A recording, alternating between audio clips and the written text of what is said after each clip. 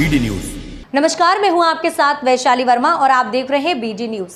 आइए रुक करते हैं आज की खबरों की ओर। केंद्रीय गृह और सहकारिता मंत्री अमित शाह ने आज नासिक में आयोजित सहकार से समृद्धि सम्मेलन को संबोधित किया।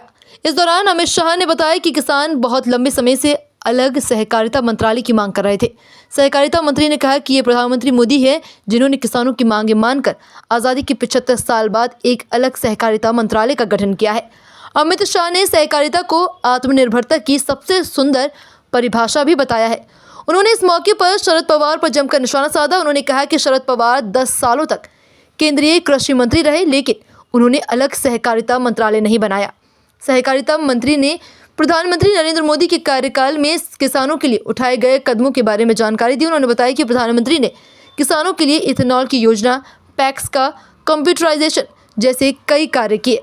इससे पहले केंद्रीय गृह मंत्री अमित शाह ने महाराष्ट्र के नासिक जिले के त्र्यंबकेश्वर मंदिर के दर्शन किए। राज्य के एक दिवसीय दौरे पर आए शाह ने 12 ज्योतिर्लिंगों में से एक त्र्यंबकेश्वर मंदिर में पूजा अर्चना भी की है।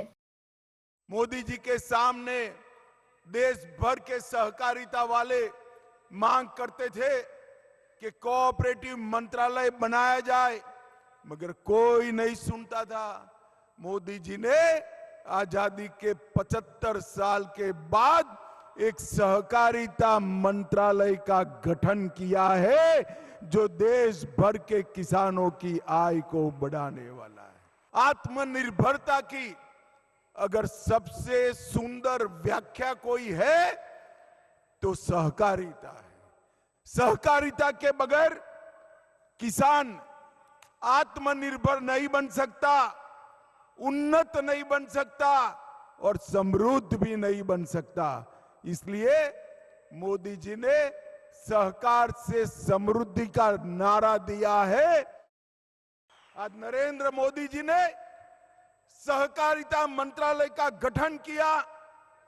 चीनी मिलों के लिए इथेनॉल की योजना लाए, इनकम टैक्स का मसला हल किया, पैक्स का कंप्यूटराइजेशन किया, पैक्स के मॉडल बायलॉज आए और पैक्स को मल्टी डायमेंशनल गतिविधियों के साथ जोड़ने का काम नरेंद्र मोदी जी ने किया है।